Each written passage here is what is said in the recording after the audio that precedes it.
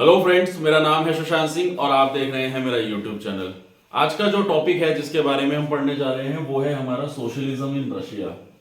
Last video में हमने जाना रशिया की सोसाइटी और इकोनॉमी के बारे में कि किस तरीके से की वहाँ की कंडीशंस थी, क्या वहाँ के लेबर्स की कंडीशन थी और क्या वहाँ के पेशेंट्स की कंडीशंस थी और वो किस तरीके से डिवाइड यानी बटे हुए थे, लेकिन एक यूनिटी देखने को मिलती है।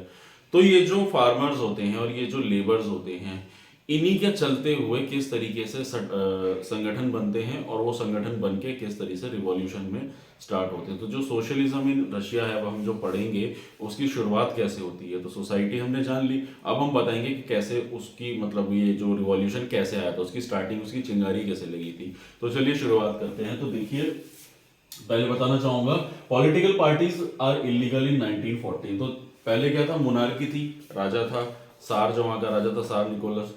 तो उसका क्या कहना था कि भाई अब मोनार्की है तो उसको भी पता है कि कोई पॉलिटिकल पार्टी बनेगी। देखिए मोनार्क का क्या होता है ना, मोनार्क सॉफ्ट हो, ये तो अब मोनार्क तो सॉफ्ट भी हो सकता है राजा, या हार्ड भी हो सकता है, तानाशाह भी हो सकता है, ठीक है ना। तो राजा क्या चाहेगा, राजा ये चाहेगा मेरे खिलाफ कोई ना उठे। तो उसने क्या किया हुआ था, सारी पार्टीज को, पॉलिटिकल पार्टीज को बैन किया हुआ था, इलीगल था। मतलब ऐसा कोई पॉलिटिकल संगठन कुछ भी बनाएगा तो वो इलीगल कहा जाएगा। तो ये सारी की सारी इलीगल थी।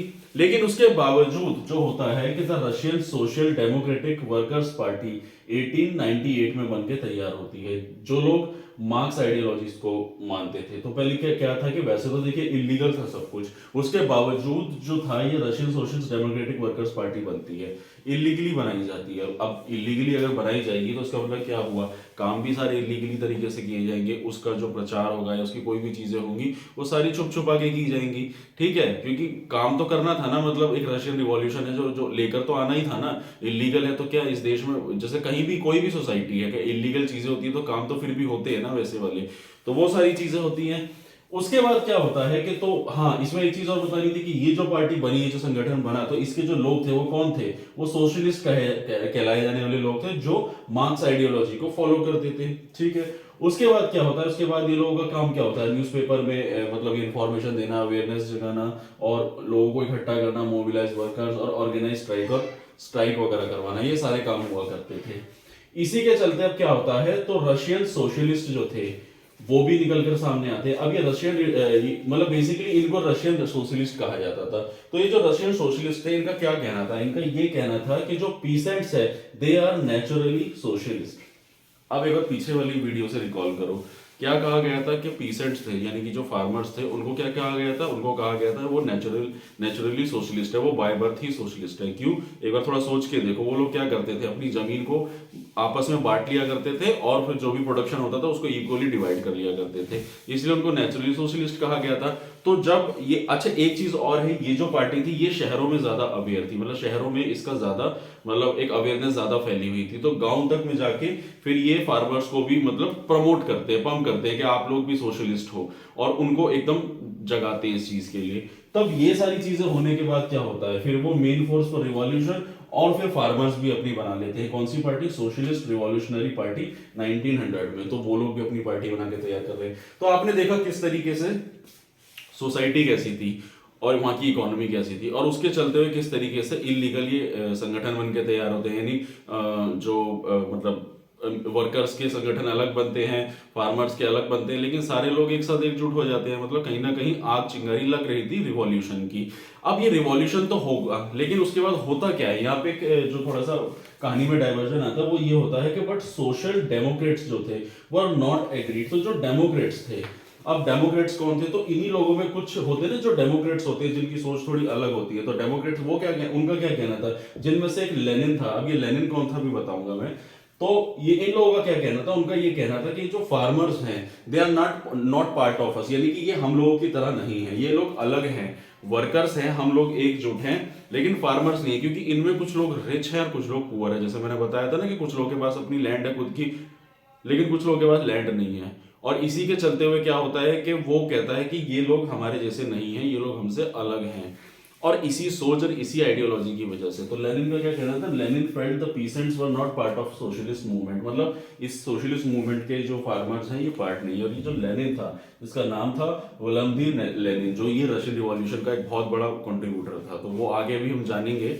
तो लेनिन का ये कहना था कि ये जो पूरा का पूरा ये जो संघर्ष है हम लोग जो लड़ रहे हैं वो कहीं ना कहीं लेबर्स के हक के लिए है, क्योंकि फार्मर्स में तो फिर भी कुछ लोगों के पास लैंड है।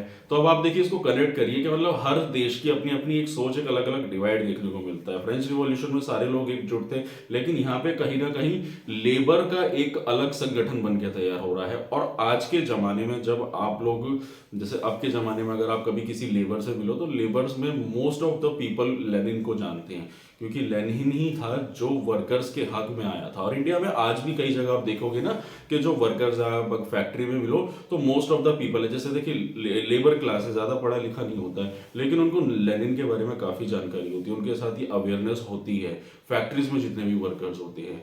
तो वही था, क्योंकि लेनिन ही था जो क्रांति लेकर आया था, क्योंकि वो वर्कर्स के हक में ही कहीं बात कर रहा था। तो फार्मर्स के लेके वो उन चीजों को वो अलग कर देता, और यही से क्या होता है, ये पार्टी जो है वो डिवाइड हो जाती है, दो गुटों में बढ़ जाती है, स्प्लिट हो जाता है इस पार्टी में 1903 में। तो एक बनती है बोल्शेविक पार्टी और दूसरी बनती है मेंशेविक पार्टी। तो बोल्शेविक कौन होते हैं, मेजोरिटी के लोग होते हैं, और मेंशेविक कौन होते हैं, माइनॉरिटी के लोग होते हैं, लोग कम होते हैं इसमें। इसका जो लीडर होता है वो बनता है व्लादिमीर लेनिन, और इसका बनता है जूलियस मार्टोव। ये दोनों अलग अलग हो जाते हैं, पार्टियां अलग अलग हो जाती है।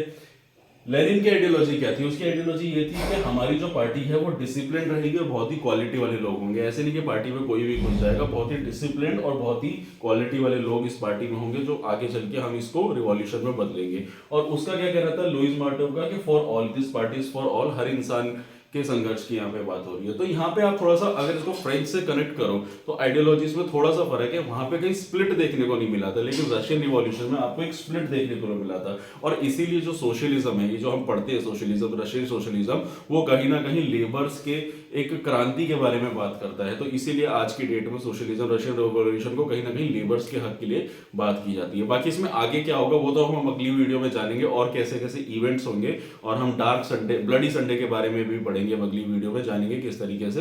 तो यही था टॉपिक जो उसमें मैंने आपको बताया आज हमारे सोशलिज्म इन रशिया, यानी रशिया में जो सोशलिज्म की किस तरीके से शुरुआत होती है। तो यही था मेरा आज का टॉपिक दोस्तों। और अगर आपको मेरा काम पसंद आ रहा है, अगर आपको मेरी वीडियो अच्छी लग रही है, तो मेरे चैनल को सब्सक्राइब कीजिए, मेरी वीडियो को लाइक कीजिए, और आने वाले समय में ऐसी और इन्फॉर्मेटिव वीडियोस आपको मिलती रहेंगी। तो आज के लिए इतना ही, मिलते हैं नेक्स्ट वीडियो में। Thank you very much.